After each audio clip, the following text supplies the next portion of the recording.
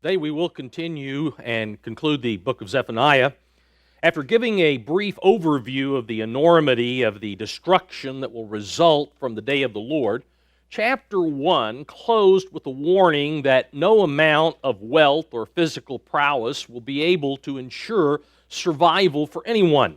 Chapter 2 opened with a parenthetical insertion of 3 verses addressing the fact that survival can be achieved by the humble members of the spiritual nation of the church who actively seek and find God and His righteousness, who have unwavering faith in His Word, trusting their lives to His Word, and who act on the instruction that's contained within that Word. Today we're ready to continue with chapter 2, verse 4, which resumes discussing events directly related to the time of the outpouring of God's wrath during the period that we call the day of the Lord.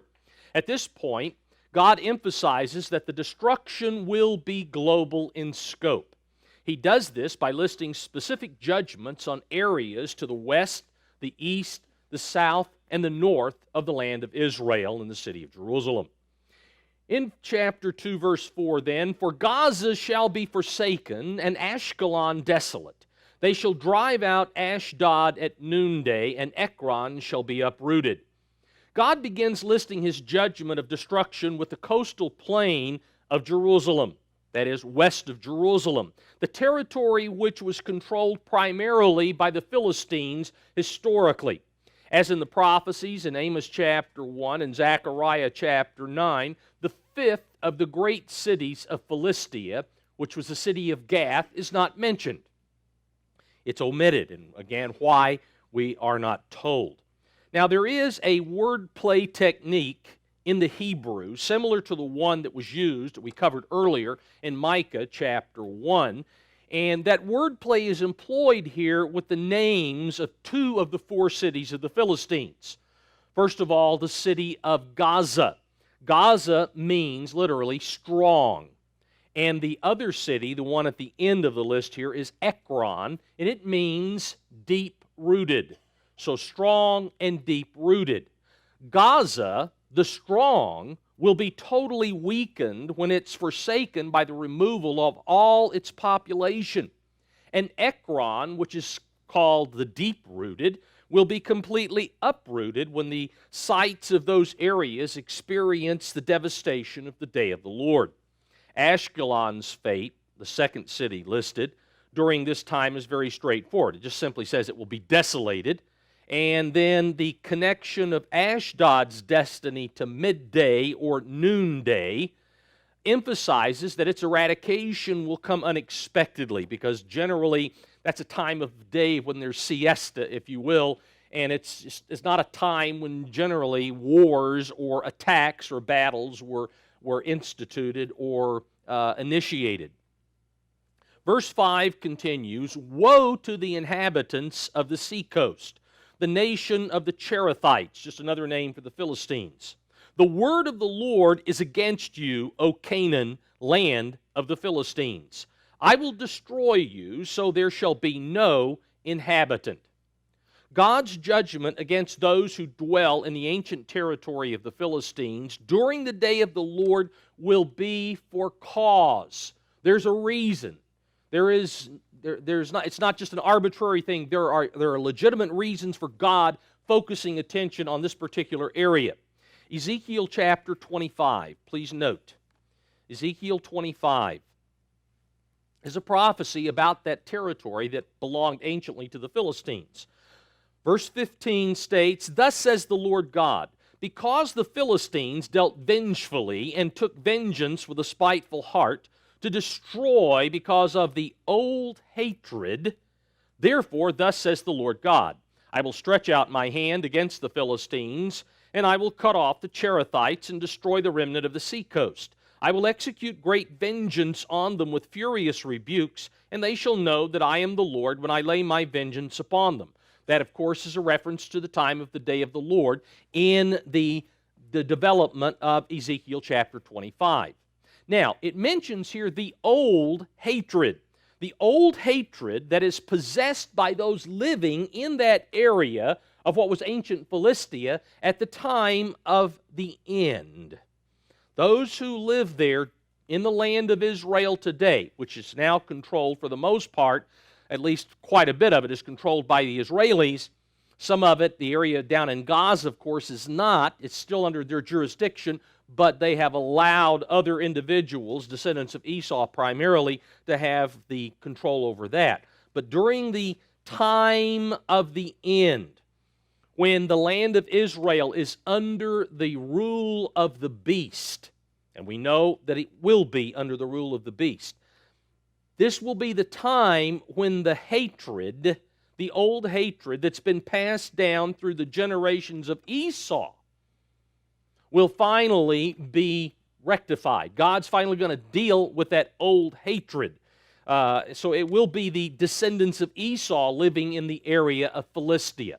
We don't know what happened to the original Philistines. They're gone, but the people who live in the area of Philistia are the ones that God will deal with. They're the ones with the old hatred.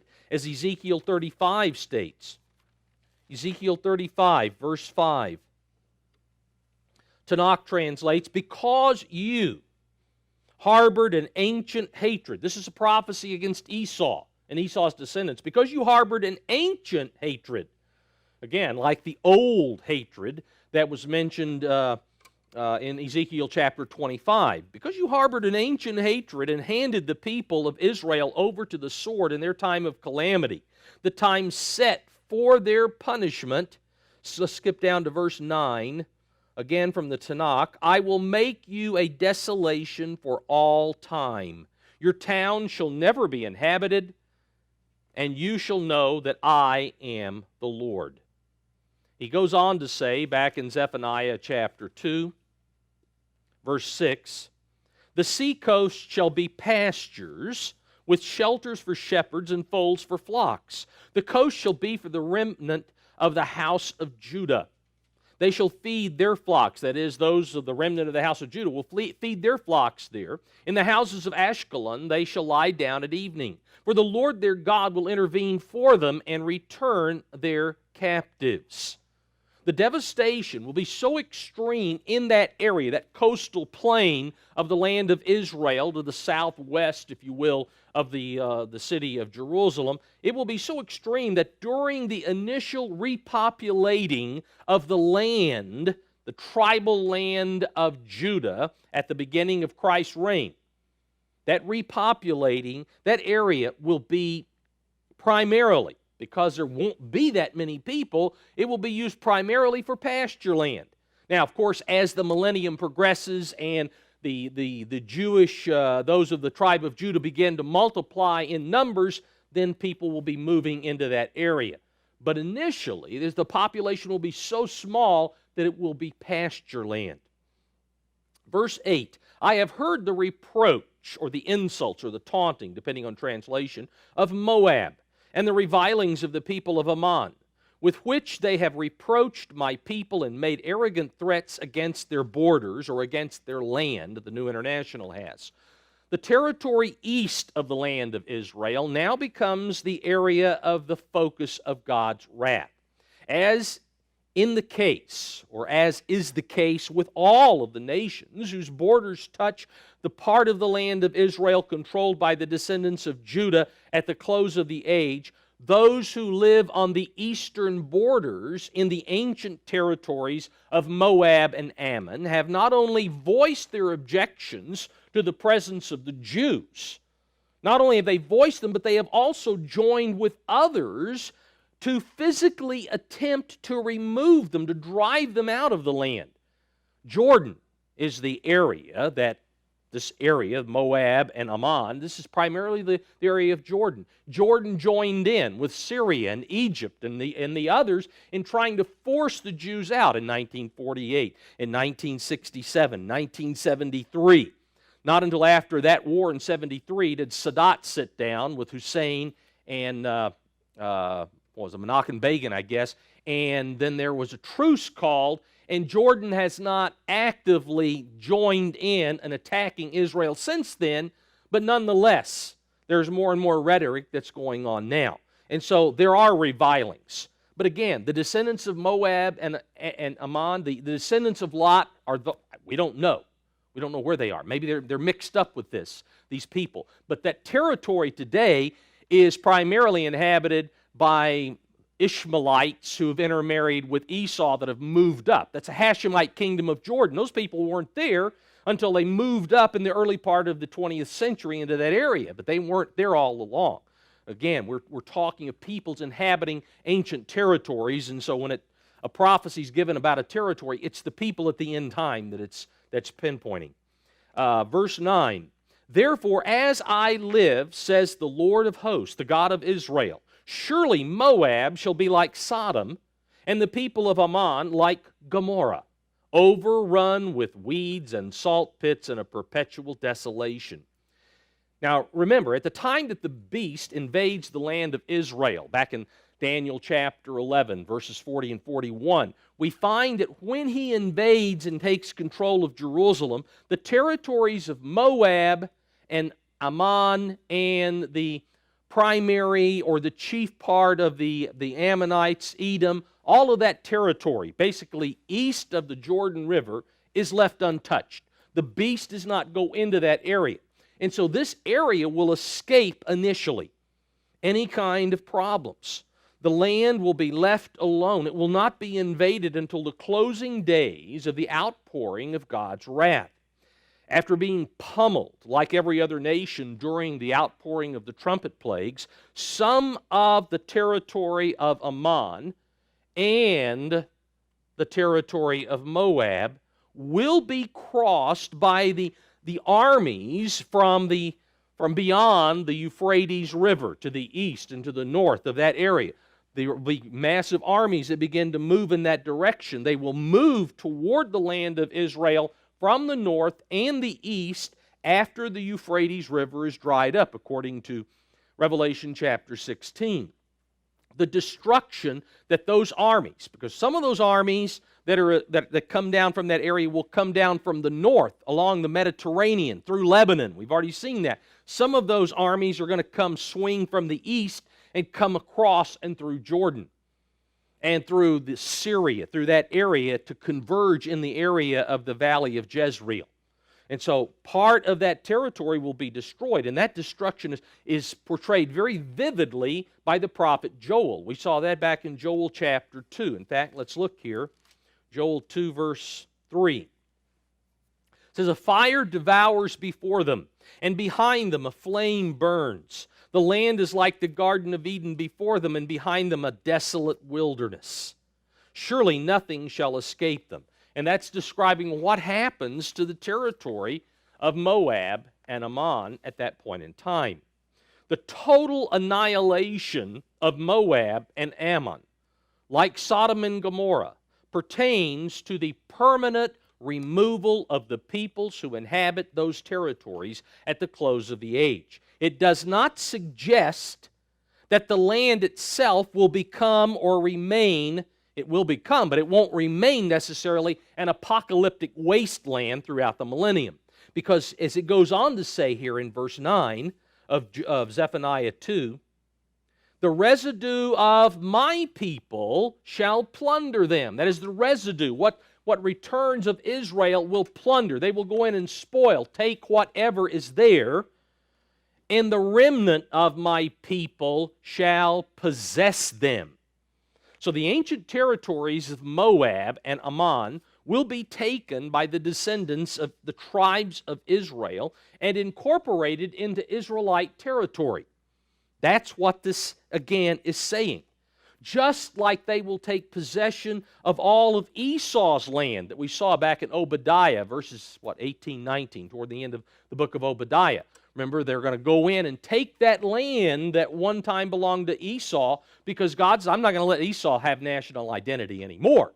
Kills off all of the adult males, and then the rest of Esau, the remainder, are sprinkled in among the nations. And so that territory will become part of the possession of Israel. And probably the time that the area of Moab and Ammon is taken, the same time as Esau, will be when the Israelites ask God to expand their borders. Back in Isaiah chapter 49, let's look at this. Isaiah 49 and verse 19. Now, God is speaking metaphorically here to the land of Israel. He's talking to the land of Israel. The land of Israel feels deserted, like it's been left to itself. What happened to all of my children? What happened to those who once populated the land? And so God is speaking to the land of Israel metaphorically. Verse 19 from the New International Translation. Though you were ruined and made desolate, and your land laid waste, God speaking to the land of Israel, now you will be too small for your people. Territory is not going to be large enough. And those who devoured you will be far away. The children born during your bereavement, that is, the Israelites that will be born, that will multiply during the time they've been cut off from the land of Israel, will yet say, after they come back, they will yet say in your hearing, that is, they will be on the land, they're going to make this statement, this place is too small for us. Give us more space to live in. And so those who return from the return of the tribes of Israel to their land, and again, the closing chapters of Ezekiel explain for us where that territory will be. We're given the boundaries, and the area really of Moab in particular is not given initially. It's not listed there in Ezekiel. But remember, God promised Abraham everything from the Nile to the Euphrates. That whole area would become the land of Israel. That's what he promised Abraham. I think it's Genesis 18 where he said that. Every bit of that. But initially, they're not given all of that.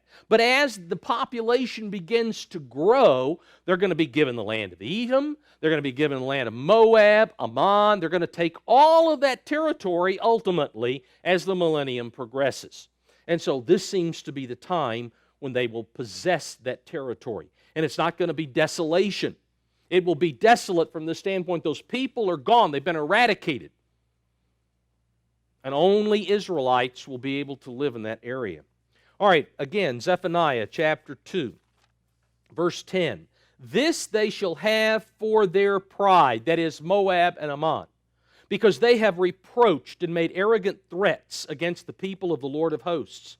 The Revised English Bible translates verse 10, this will be retribution for their pride, because they have insulted the people of the Lord of hosts and encroached upon their land. Now God will see to it that the desires of those who dwell in the areas of Moab and Ammon, their desires are national destruction of Israel and the cessation of the people of Israel. That's what they want. God's going to see to it that they get what they want.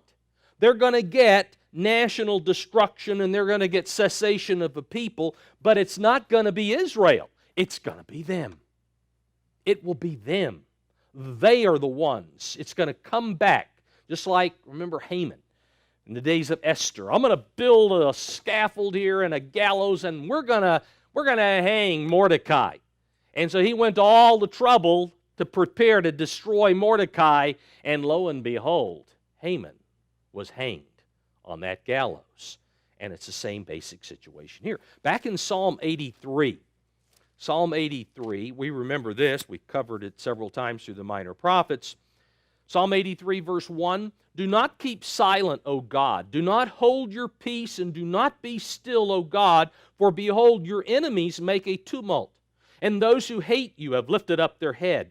They have taken crafty counsel against your people and consulted together against your sheltered ones. They have said, come and let us cut them off from being a nation, that the name of Israel may be remembered no more. That's national destruction. That's the cessation of a people that they desire. For they've consulted together with one consent. They form a confederacy against you, against God, by so stating, the tents of Edom and the Ishmaelites, Moab, and then skipping down to verse 7, Ammon. Okay, Moab and Ammon are a part of this confederation. And so God says, you want that? Verse 17, let them be confounded and dismayed forever. Yes, let them be put to shame and perish, that men may know that you, whose name alone is the Lord, are the Most High over all the earth. And so, again, Psalm 83 depicts for us the fulfillment of what God says here in Zephaniah 2, verse 10. Now, verse 11, I'll read from the New International Translation. The Lord will be awesome, or terrifying, or terrible, other translations have, to them. That is, to Moab and Ammon. When, this is the time frame, when he destroys all the gods of the land. The nations on every shore will worship him, every one in its own land. The time God is appointed to render judgment on the areas of Moab and Ammon is the same time when he eradicates the false gods created by men. That's the time frame. Now, we saw back in chapter 1 when he destroys the stumbling blocks, when he destroys the idols. He's going to eradicate them off the face of the earth in the day of the Lord. And it's the same time when this happens, in the final stages of the outpouring of his wrath. That's when the idols will be destroyed, and that's when Moab and Ammon will be destroyed. Once the physical objects and the mental concepts that have led men to transgress the first and second commandments are demolished, not only the physical things, but what's up here in the head. Those things will be demolished. Once they are, and Christ establishes his throne of rulership from Jerusalem, all nations will at last come to know the true God and worship only him. No more idolatry. They will finally understand that God is the God of all nations, that they all belong to him. Just like David said in Psalm 24, the earth is the Lord's and the fullness thereof, and all who dwell therein. So all nations belong to God, and they're finally going to come to see that and understand it. Now, even though it says here in the latter part of verse 11, the nations on every shore will worship him, everyone in its own land. Now, even though Jesus will be in Jerusalem, and the nations will be required, according to Zechariah 14, to come up to Jerusalem in order to keep the Feast of Tabernacles. Again, that's at the time of the Feast of Tabernacles. The rest of the year, the God of all the earth will be worshiped by all people from wherever they dwell on earth. They're not going to have to come to Jerusalem just to worship God, because God can be worshiped everywhere, just like Jesus told the Samaritan woman at the well back in John chapter 4. You don't have to come to Gerizim. You don't have to come to Jerusalem in order to worship God. He said the time is coming when the Father can be worshiped everywhere, because God is spirit.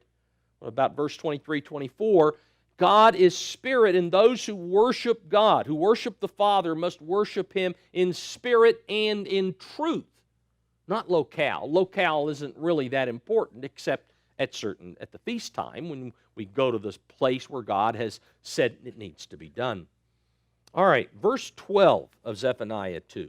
You Ethiopians also, you shall be slain by my sword. Now, God says his sword, of course, the sword is comprised of the trumpet plagues. In particular, the 7 last plagues, or bowl plagues, are the wrath of God that he pours out. He takes out his sword after the last third of humanity left, according to Ezekiel 5:12. The focus of God's wrath here in verse 12 is now directed to the area south of the land of Israel, the area of Egypt, of Ethiopia, and the rest of the continent of Africa will feel the effects of God's sword when his wrath is unleashed. In Ezekiel chapter 30, Ezekiel 30, verse 2, note, God speaking to Ezekiel, Son of man, prophesy and say, Thus says the Lord God, wail, woe to the day, for the day is near, even the day of the Lord is near. It will be a day of clouds, the time of the Gentiles, or times of the nations, some other translations have. The sword shall come upon Egypt, and great anguish shall be in Ethiopia. When the slain fall in Egypt, and they take away her wealth, and her foundations are broken down. Ethiopia, Libya, Lydia, all the mingled people, Chub and the men of the lands who are allied, shall fall with them by the sword. So most of Africa will be dealt with at that point in time. So Ethiopia to the south, but not just Ethiopia, as we see from the prophecy in Ezekiel chapter 30. All right, so he moves in chapter 12 to the south. In verse 13 of Zephaniah 2, and he will stretch out his hand against the north, destroy Assyria, and make Nineveh a desolation, as dry as the wilderness, or a dry waste like a desert, it says in the New Revised Standard. Okay, as dry as the desert. The focal point of God's wrath now shifts to the area north of the land of Israel.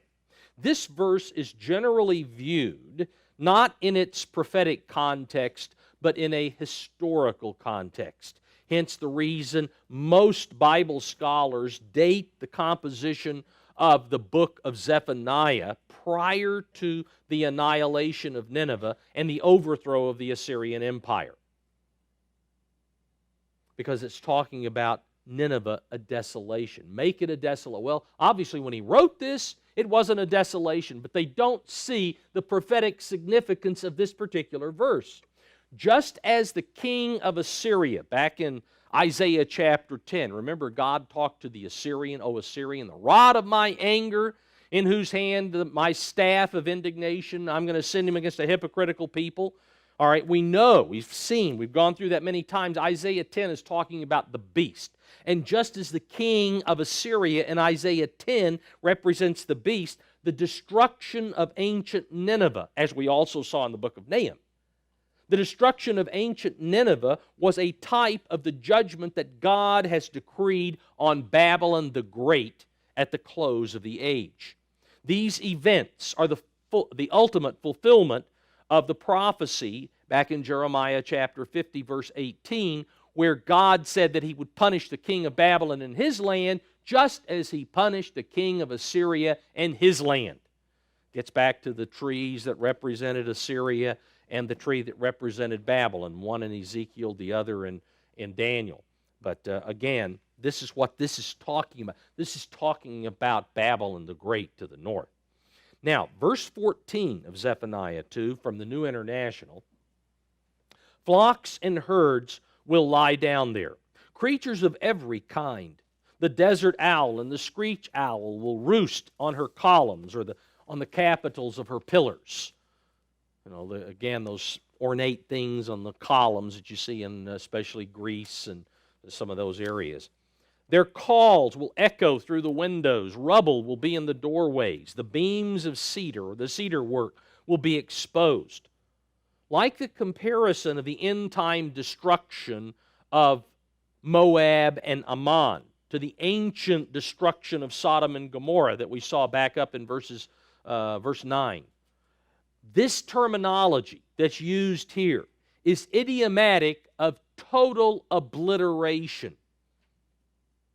Not only was the Assyrian Empire destroyed for all time anciently, but Babylon the Great, of which it was a type, will be eradicated for all time at the close of the age. And so that's what this is picturing. Verse 15, the New American Standard goes on. This is the exultant city which dwells securely, who says in her heart, I am, and there is no one besides me. Or, the Revised English Bible says, and I alone am supreme. This description can be directly connected to Babylon, both ancient as well as in time. Let's note this in Isaiah chapter 47.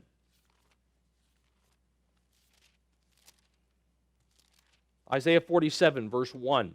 The New International states, go down, sit in the dust, virgin daughter of Babylon. Now, daughter means a descendant. So this is Babylon descended from ancient Babylon.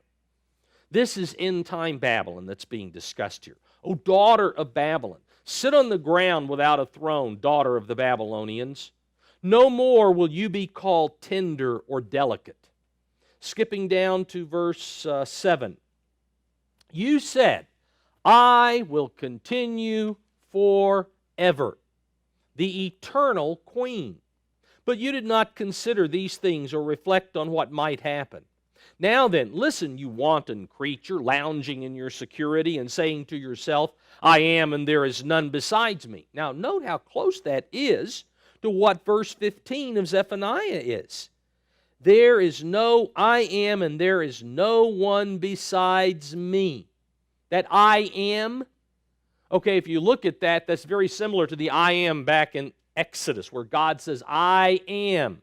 And so here we have Babylon taking on or attempting to take on God's characteristics or supremacy, which plays right into 2 Thessalonians 2, where we have a man in verse 4 who sits in the temple, or sits as God sits in his temple, claiming that he is God, that he is supreme. And so we have this connection. I am and there is none besides me. Same statement from Isaiah 47. I will never be a widow or suffer the loss of children. Now, God inspired the Apostle John to refer to this passage in Isaiah back in Revelation chapter 18 and verse 7. Revelation 18:7, the Jewish New Testament better translates this. Give her much torment and sorrow as the glory and luxury she gave herself. For in her heart she says, I sit a queen. I am not a widow. I will never see sorrow. And so John, God through John's vision and writing, connects Isaiah 47 and the statement there to the end-time Babylon. All right, again, back to Zephaniah 2, verse 15. How, this again from the New American Standard, how she has become a desolation, a resting place for beasts. Now, there are many passages that attest to the complete obliteration of Babylon the Great. Only by total annihilation of that system and of Babylon can the world be assured that it will never again revive itself, because it has revived itself. Babylon began in the days of Cain, and Babylon was rebuilt by Nimrod after the flood. And then we have the Babylonian Empire in the time of Nebuchadnezzar. We have now the Babylonian system all around us in the world today, and ultimately we have Babylon the Great, the governmental structure that rises. Revelation 18, verse 21, there is a summary or a statement that is made regarding Babylon. The New International states, Revelation 18, verse 21, Then a mighty angel picked up a boulder the size of a large millstone and threw it into the sea and said, With such violence the great city of Babylon will be thrown down, never to be found again. And so it will at last be gone. There are other prophecies in Jeremiah 51, verse 29, Jeremiah 50, verses 39 and 40, which refer to Babylon being like Sodom and Gomorrah. It's gone. Will never come back. Will never be revived. There will be no descendant, not a granddaughter of Babylon, like the daughter in the end. No, there's not going to be a granddaughter. There's not going to be another. Be never again another Babylon. Okay, Zephaniah 2, verse 15. Continues, New American Standard, Everyone who passes by her will hiss and wave his hand in contempt, or jeer and gesture. Once the minds of humanity are opened, and everyone learns the truth about the wicked Babylonian system which has enslaved the world, once they learn, once they finally understand, they are going to be grateful for at last being freed from its grip, and they're not going to have any regrets whatsoever about its destruction. In fact, just back a few pages in Nahum chapter 3 and verse 19, the New International states, Nothing can heal your wound. And that's the wound of Babylon the Great. Nothing can heal your wound. Your injury is fatal. Everyone who hears the news about you claps his hands at your fall, for who has not felt your endless cruelty? And so again, it's gone, and everyone will at last be thankful. All right, Zephaniah chapter 3 and verse 1. Woe to her who is rebellious and polluted, to the oppressing city. The focus now returns to Jerusalem, the capital of the nation which was to represent God to the rest of the nations of humanity. This is the capital city of the nation. It was supposed to be the model for everybody else. In this and the following 3 verses, verse 1 through verse 4, God summarizes the reasons why He allows His holy city to undergo the calamities at the close of the age. Want to know why Jerusalem has to go through this? Verse 2, she has not obeyed His voice, or she has been disobedient, Tanakh says. She has not received correction. She has not trusted in the Lord. She has not drawn near to her God. Now, that is an address that summarizes the whole of the nation. Then he goes on in verse 3. Her princes in her midst are roaring lions. Her judges are evening wolves that leave not a bone till morning. Her prophets are insolent, treacherous people. Her priests have polluted the sanctuary. They have done violence to the law. So after addressing the people as a whole in verse 2, God very pointedly here in verses 3 and 4 lists the failings of every level of leadership in the people that are now in the land of Israel who claim Jerusalem as its capital. Despite experiencing multiple exiles, the nation descended from Abraham, Isaac, and Jacob, the nation whose capital was Jerusalem, has failed to learn the need to receive and act upon the correction that God has allotted it. Even to this very day, they still haven't learned. They haven't learned from the Holocaust. They haven't learned from all of the other things that have taken place. At the time of the end, the descendants of Israel who controlled Jerusalem, those who use the name today that means prevailer with God, Israel, prevailer with God. They call themselves Israelis, but it still means the same, prevailers with God. They claim a connection that they are the remnant of those people. But they refuse to submit to Him. They use the name, but they do not submit. Therefore, God promises back in Isaiah chapter 10, verses 5 and 6, that He's going to raise up the beast to go in there and punish a hypocritical nation, a hypocritical people. Because they aren't living up to the meaning of the name they're using. Verse 5, the Lord is righteous. He is in her midst. He will do no unrighteousness. Every morning He brings His justice to light.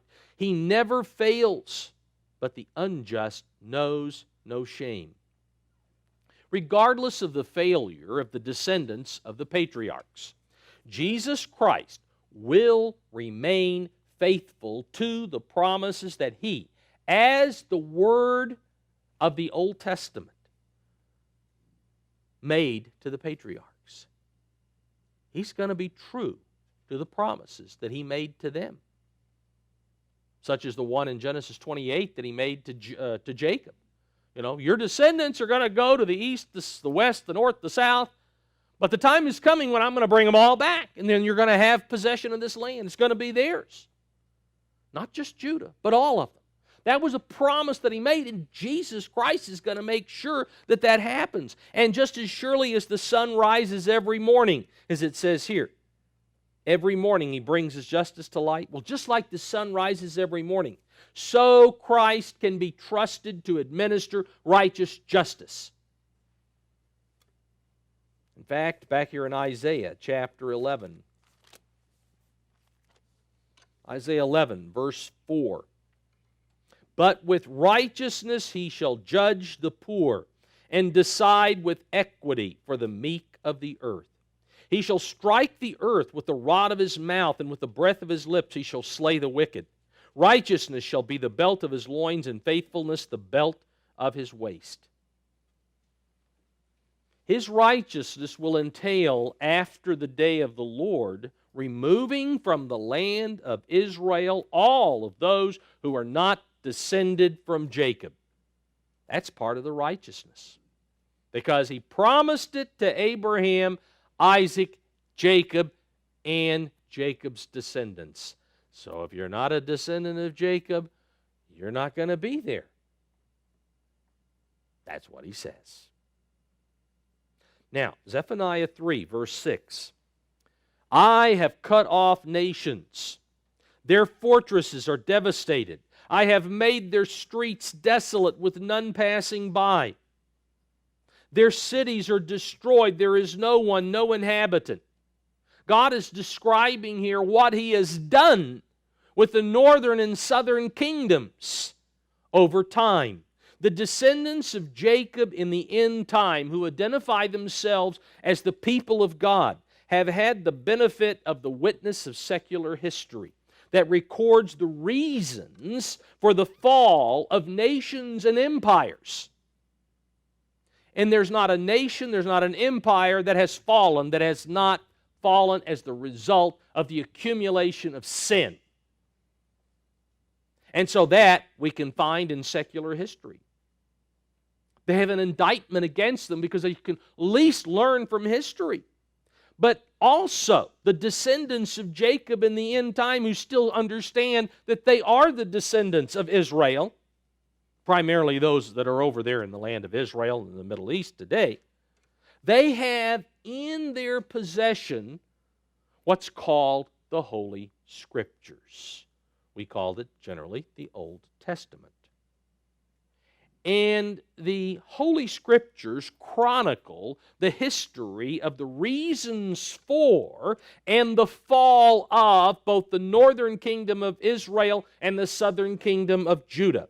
They have experienced multiple exiles when the land was left virtually empty of inhabitants. And hence God says here in verse 6, I've made their streets desolate with none passing by, because the people were removed from the land.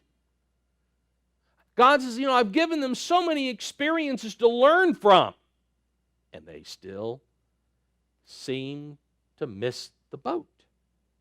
Verse 7,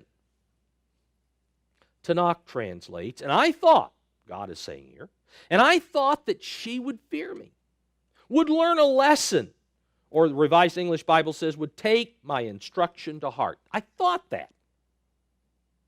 And that the punishment I brought on them would not be lost on her. That is, the punishment I brought on the northern kingdom, the punishment I brought on the southern kingdom. I thought it wouldn't be lost on her. Instead, all the more eagerly they have practiced corruption in all their deeds. Although armed with historical proof and experience which should have compelled them to turn fully to God, should have, those who claim to be his people have continued to choose the way of this cosmos, the present arrangement of this evil world that doesn't want God telling them what to do. Verse 8, the New Revised Standard states, therefore, wait for me, says the Lord, for the day when I arise as a witness, or better in the New King James, as I arise for plunder. For my decision is to gather nations, to assemble kingdoms, to pour out upon them my indignation, all the heat of my anger, for in the fire of my passion all the earth shall be consumed. This is a summary statement of what God is going to do during the time of his wrath. The day when God takes the action necessary to finally and fully convince the descendants of Israel of their need to surrender themselves in obedience to Him, will be the day of the Lord, which was described at the outset of this prophetic book. Chapter 1, a day of clouds, a day of gloominess, a day of the trumpet, a day of desolation, a day of darkness. He will first, as he says here, he will first gather the nations to punish the hypocritical nation of Judah.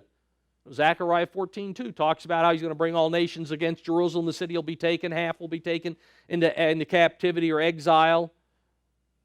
And then, 3.5 years after that, God will assemble the armies of all the rulers of the rest of the nations in the Jezreel Valley, according to Joel chapter 3 and Zechariah 14 verse 3. He'll bring them all there and destroy them. He will plead with them in the valley of decision, Joel 3 says. Now, between those two events, the destruction of Jerusalem, or the conquering of Jerusalem at the beginning, and then the destruction of all of the armies afterward in the valley of Jezreel, between those two events, His wrath will be unleashed through calamities that will follow the blasts of 7 sequential trumpets mentioned back in Revelation chapter 8, 9, and 11. Now, this is the only, just as an aside, this is the only verse in the Old Testament that contains every letter of the Hebrew alphabet. And maybe the reason for that is because it is a summary of the day of the Lord. And so everything is basically synopsized right here. And so he uses the whole alphabet. Don't know if that's the reason or not. Verse 9, for then I will restore, or the New American Standard better says, I will give to the peoples a pure language. Or Tanakh translates, I will make the peoples pure of speech, that they all may call on the name of the Lord to serve Him with one accord. Once God concludes pouring out His indignation and Christ establishes the dominion of His kingdom over all nations from Jerusalem, one of the first actions that will be taken will involve communication. First thing He does, one of the first things will affect communication. Now, even though the Tanakh and several other translations leave the impression that multiple languages will exist in a purified state or a purified form, the New King James is correct here in emphasizing that there will be only one language, which will be cleansed of all words that give recognition to idolatry. That's the purified language. In Isaiah chapter 19, verse 18, Isaiah 19:18. It says here, New International better translates, in that day of the Lord, after the wrath is over with, 5 cities in Egypt will speak the language of Canaan and swear allegiance to the Lord Almighty. Now, the Hebrew word that's translated 5 actually indicates an indefinite number. It's indefinite, not just 5, but all the cities. The language of Canaan, as it's translated here, refers to the language that will be spoken from the world capital of Jerusalem. Jerusalem is located in the territory that anciently was called Canaan, land of Canaan, named after what? The grandson of Noah, okay, because he went in that direction. All right, so the language of Canaan will be the language spoken from world headquarters of Jerusalem. Multiple languages, remember, were intended to separate the nations, to prevent the collaboration of nations in devising concepts and technologies that would lead to a premature annihilation or termination of human civilization. That's the reason God confused the languages. In fact, let's look at this back in Genesis chapter 11. Genesis 11 and verse 6. And the Lord said, indeed, the people are one, and they all have one language. And this is what they begin to do. Of course, they're building the Tower of Babel. They're going to escape the flood. They're not going to go through another flood, not after what God had done. So they're building the Tower of Babel. Now, nothing that they propose to do will be withheld from them. Come, let us go down and there confuse their language, that they may not understand one another's speech. So the Lord scattered them abroad from there over the face of all the earth, and they ceased building the city. Therefore its name is called Babel, because there the Lord confused the language of all the earth. And from there the Lord scattered them abroad over the face of all the earth. And so that's what happened. I mean, here they were all, okay, let's move this over here, and let's pick this up, and let's get a crane over here, and all of a sudden it's blah, blah, blah, blah, blah. What are you saying? Blah, blah, blah, blah, blah. Well, I don't understand. Blah, blah, blah, blah, blah. They couldn't understand each other. And finally they got frustrated, and they left. Now today, look what's happened in just a matter of almost no time at all. Within last 20 years or so, there was no internet. The internet was just barely anything 20 years ago. But look what's happened. But not just the internet, everything. Because today, English is the world language. Everybody's learning English. And now that we have one language, what's happened? Look at technology. Look at what's happened. We are moving so quickly to utter destruction. What would it have been like had all nations been speaking the same language? We would never have made it to the end of 6,000. Never would have made it. And so God confused the languages. He divided man with multiple languages. Now, just as God divided humanity through multiple languages, so according to what we read back in Zephaniah chapter 3, verse 9, He will unite mankind with one language. This miracle, and it will be a miracle. All of a sudden, everybody will be speaking the same thing. This miracle will allow everyone to communicate with each other about God without confusion. As it is, sometimes it's hard to get a concept in one language and translate it so somebody understands it in another. And so that's what I'm told, because I'm not fluent in anything, but I'm not fluent in anything. I try to speak English. But, but people who speak other languages, you cannot get this French term or this Arabic term into English. It just doesn't work, so you can't understand. Well, then there's not going to be any confusion. When people talk about God, they're all talking the same language, and they understand. And they can pursue God then with the same level of understanding. The purification of that language is revealed in other passages to be the removal of the names of various idols that have been created by humanity. Let's notice back in Isaiah chapter 26. Isaiah 26 and in verse 13. O Lord, our God, other masters or other lords besides you have had dominion over us. Now, here are people talking about being under the control of idolatrous systems. But by you only we make mention of your name. Or Tanakh better translates, but only your name shall we utter. That is, from this point on, we'll never use one of those other names. They are dead. Those lords, those idols, they're gone. Now this is in the future. This is at the time of the new creation, after God refurbishes the earth, when the kingdom of God is established, when this is stated. They are dead, they will not live, they are deceased, they will not rise. Therefore, you have punished and destroyed them and made all their memory to perish. Notice, made all their memory to perish. They're gone. Their names are missing. Their memories are gone. Hosea talks in Hosea chapter 2, verse 17. God says, I'm going to take the names, or out of the mouth of the people, the names of the Baals. We're going to eradicate those. They're not going to remember their names anymore.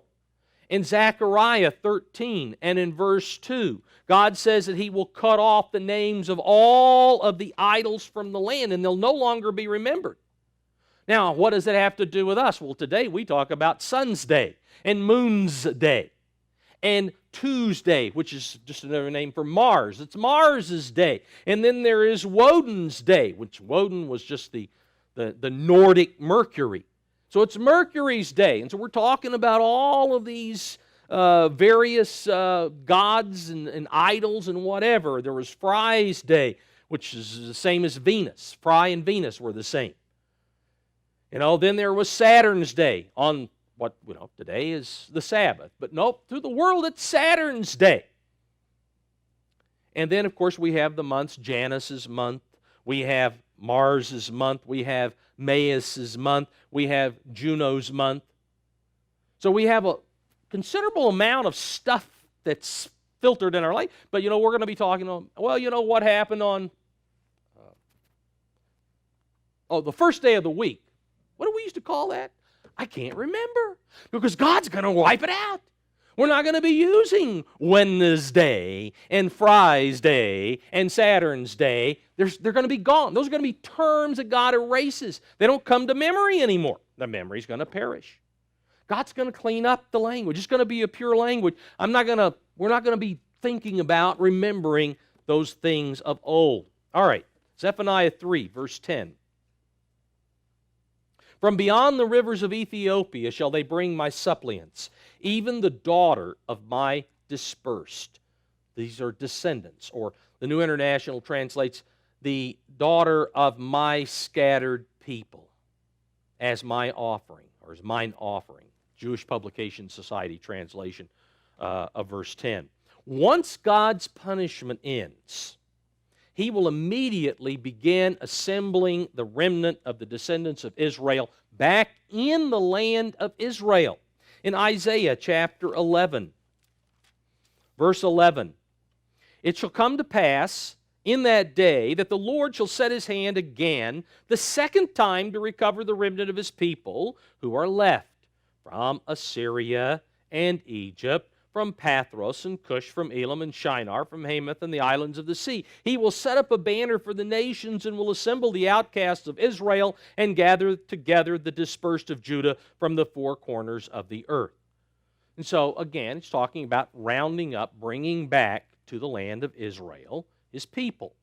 Now, God will stir up the survivors of the rest of the nations to lend a hand, to assist the exiled and scattered survivors of the tribes of Israel to journey back to the land of promise. Let's notice this in Isaiah chapter 49 and verse 22.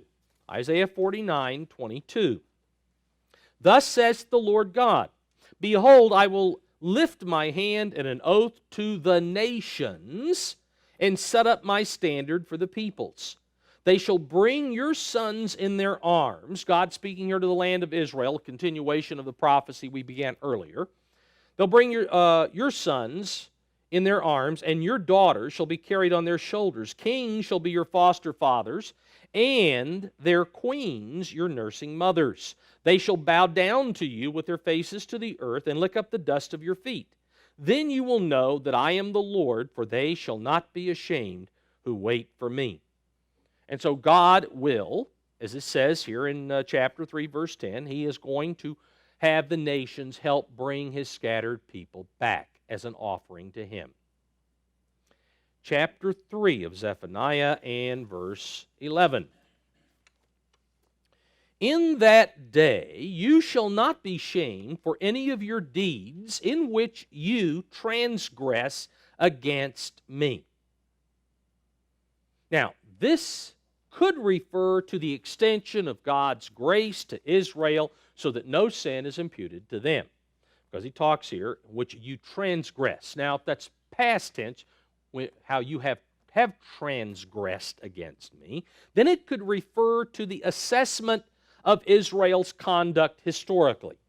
When God opens the minds of humanity, of all the nations, to comprehend the plan and the purpose that He is working out and has been working out on this earth, when they understand the powerful deception that Satan has cast over all nations, and when they realize how every prophecy of God pertaining to events throughout history to their time, up until their time in the future, how all of those prophecies have been meticulously fulfilled. No one, not anyone in any nation, will be able to rightfully impute condemnation or shame to the descendants of Israel. Because had they been there instead of Israel, the same would have been the situation. The devil would have clouded their minds. He would have put more emphasis on blinding them. But he knew, the devil has known, that God wanted to use Israel as the model. And so the devil has done everything within his power to destroy those people. And had it been another nation, the same situation would have happened, would have evolved. All right, going on in chapter 3, verse 11. For then I will take away from your midst those who rejoice in your, better translated in the New International, in their pride. Those who rejoice in their pride. I'm going to remove the prideful, the arrogant, the haughty. And you shall no longer be haughty in my holy mountain. I will leave in your midst a meek and humble people, and they shall trust in the name of the Lord. So we are told here that the carnal minds that are in the world today, and especially among the descendants of Israel, they're going to be replaced with spiritually oriented minds when God concludes gathering up all of the descendants of Israel and bringing them back to the land of promise. In Zephaniah chapter 8, Zephaniah 8 and verse 7, Thus says the Lord of hosts, Behold, I will save my people from the land of the east and from the land of the west. I will bring them back, and they shall dwell in the midst of Jerusalem. They shall be my people, and I will be their God in truth and righteousness. They will be His people in truth and righteousness. Now God will convert their minds. He will open their minds to the understanding of the truth. Now remember, he says in Zechariah that he will begin with the tribe of Judah. But he just begins with them. Then he goes on to the rest of the tribes of Israel, and then he goes to the nations. Once the model nation is in place, once the converted minds are there, then the rest of the world will be brought into the picture. Again, in Zephaniah 3, verse 13, the New International has, the remnant of Israel will do no wrong, or will do no unrighteousness, the New King James has. Israel will do no unrighteousness. They will speak no lies, nor will deceit be found in their mouths. They will eat and lie down, and no one will make them afraid. Finally, wayward Israel will never again wander away from God. They will obey the 10 commandments. Remember Psalm 119, verse 172. All your commandments are righteousness. Well, if they're not going to do unrighteousness, then they will be doing righteousness. They will be keeping the commandments of God, and they will trust God for protection. They will never again compromise God's law out of fear. And people do that. People compromise the law of God out of fear. That's never going to happen again with Israel. One of the things that the Israelis are guilty of, and we're all guilty of it to one degree or another, but the Israelis are guilty of it today, those in leadership. Because if they truly trusted God instead of fearing, then they would be doing what they should be doing, but they're not, so they're hypocritical. And because they claim to be prevailers with God, God says, I've got to do something about this, so the whole world gets the picture of what I want in a model nation, and that's not what I want in the model nation. Going on, Zephaniah 3, verse 14. Sing, O daughter of Zion. Shout, O Israel. Be glad and rejoice with all your heart, O daughter of Jerusalem. The Lord has taken away your judgments.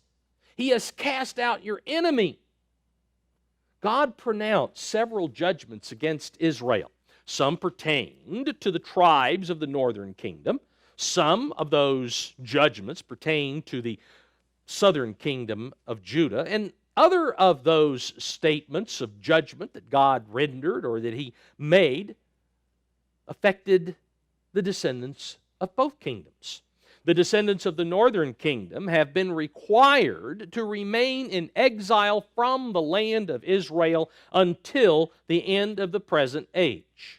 That's what Hosea tells us back in Hosea chapter 1. It's not till after the culmination of the day of the Lord, the wrath of God being poured out, that they will finally be allowed to come back to the land. Most of the descendants of the southern kingdom who have returned to the land of Israel will be removed and scattered when the beast invades and establishes his seat of government in the city of Jerusalem.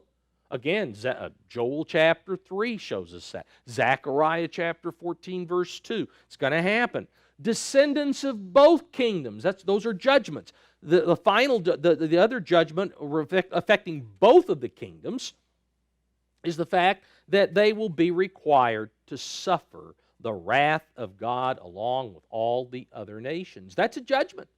We read about it in Jeremiah chapter 30 and in verse 7 where God talks about the time of Jacob's trouble. It's going to be Jacob's trouble, just like it is the rest of the world. The time is great, the day is great, it's the day of the Lord. And because they have not obeyed God, they will not receive any special favor through that period of time. And then it says here in verse 15 that the enemy, he's cast out your enemy, the enemy of God's people.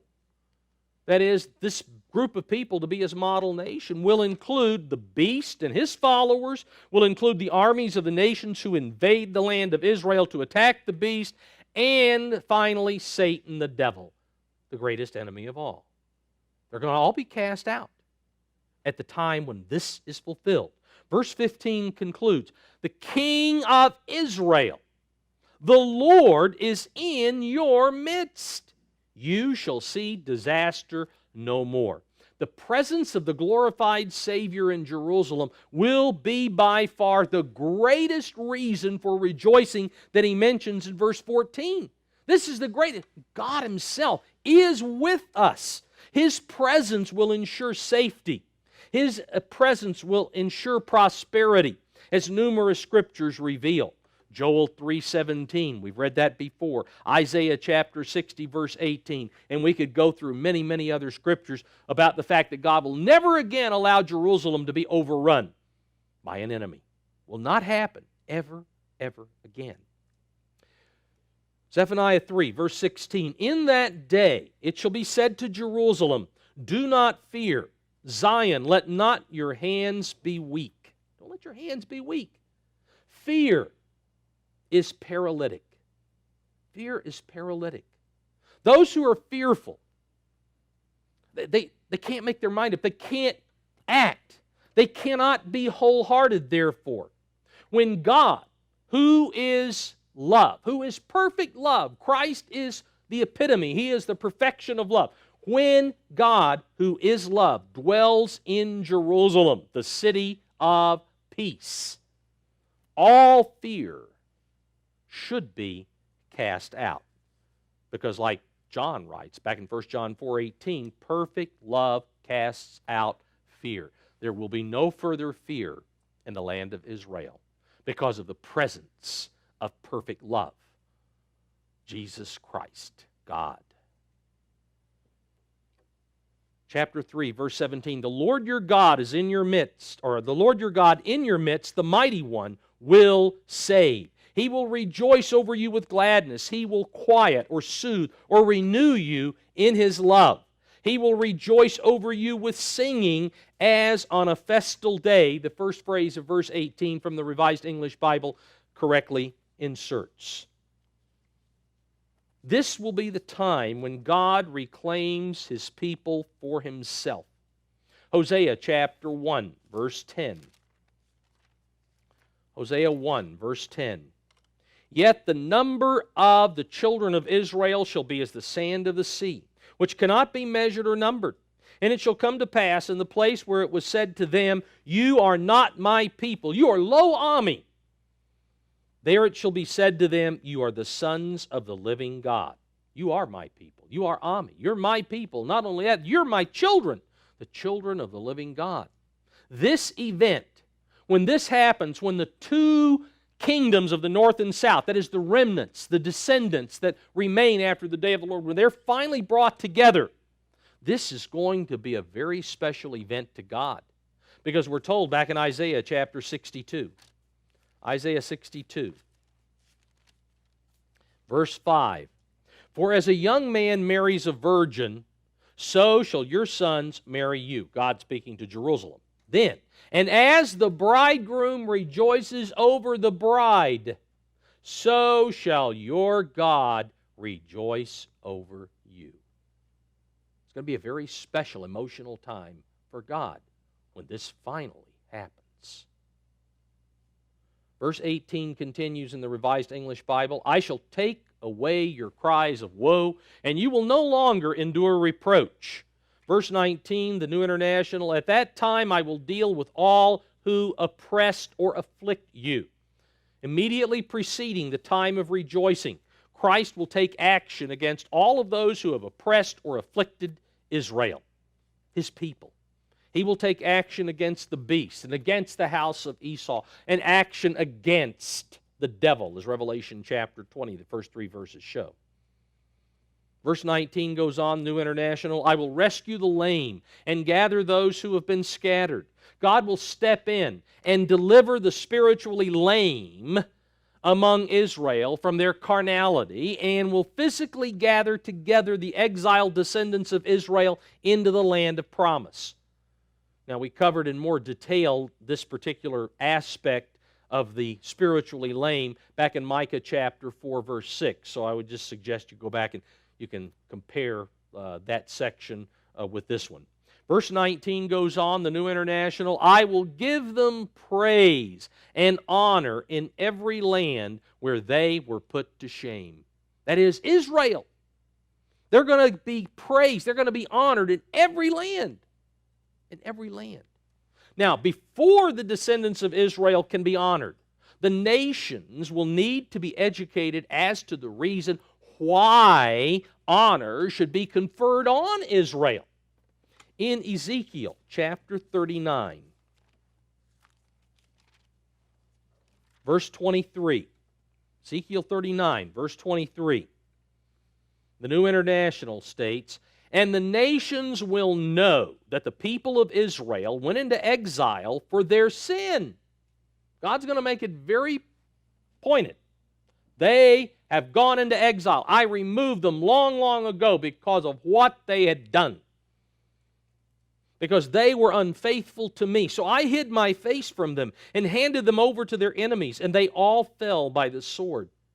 I dealt with them according to their uncleanness and their offenses, and I hid my face from them. Therefore, this is what the sovereign Lord says, I will now bring Jacob back from captivity and will have compassion on all the people of Israel.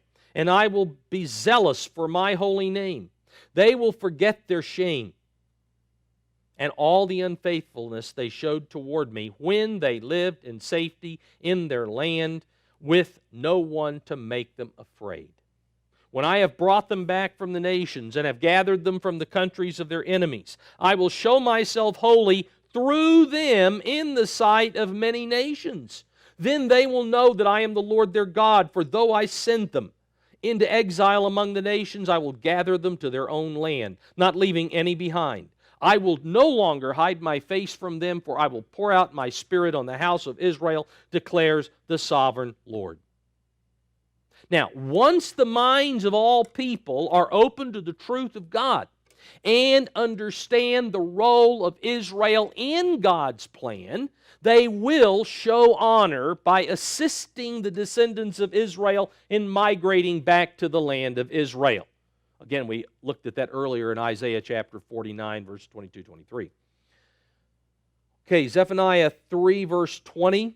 At that time, I will bring you back, or I'll bring you home, Tanakh says, even at the time I gather you, for I will give you fame. Better translated, honor in the New International. I will give you honor and praise among all the peoples of the earth when I return your captives before, Tanakh better says, their eyes. Before their eyes.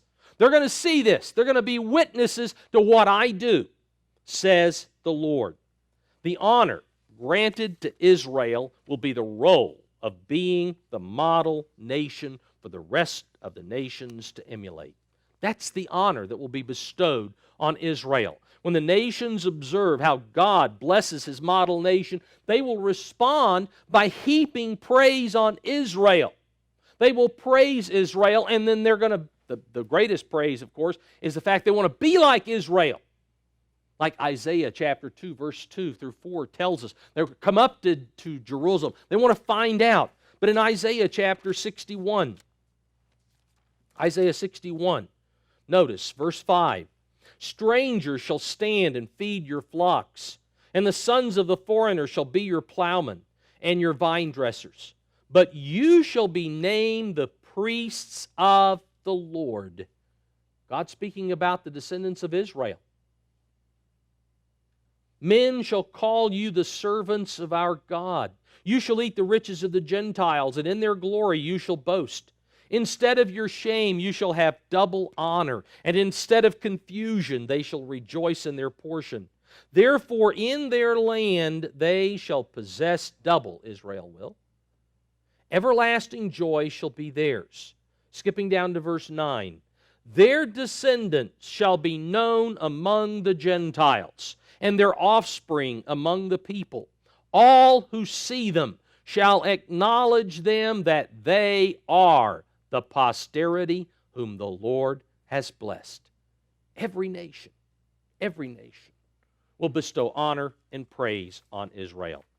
And so though we start the book or prophecy of Zephaniah with the day of the Lord and the destruction, it ends on a very positive note, a time when all of the world will finally have not only Jesus Christ dwelling from Jerusalem, but it will have a role model of how to implement the teachings of Jesus Christ when the nation of Israel finally becomes what God initially intended.